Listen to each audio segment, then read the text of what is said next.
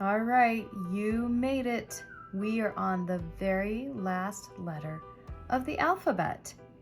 And you look at this letter and you say, well, what would that last letter be? Believe it or not, this is a Z. So starting in the upper left-hand corner here, it's a little loop, curve, little loop, big loop tail. Now, it's possible you have seen somebody do a little bit of a different version, so let me show you what that might look like. Little loop, curve, then a little bit of a curve, then a loop and a tail. So not much difference other than the curve is a little more straight down, a curve instead of that loop, and then everything else is the same.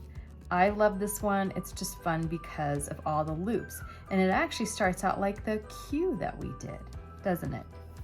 All right, let's do a few more. It's not very often that you do a capital Z, so either way is fine.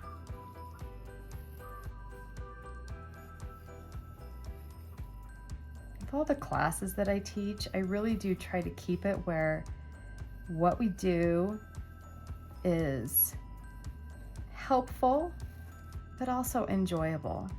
It's a good skill to learn, but it's fun.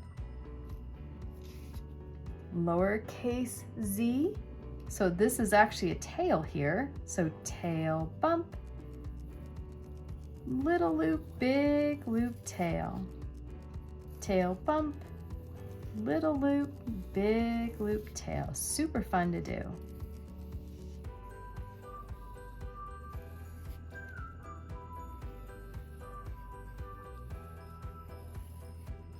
I believe cursive is just as relevant today as it's ever been. Even though the keyboard is something that more and more people use, that's something that schools use quite a bit of, so many things are online.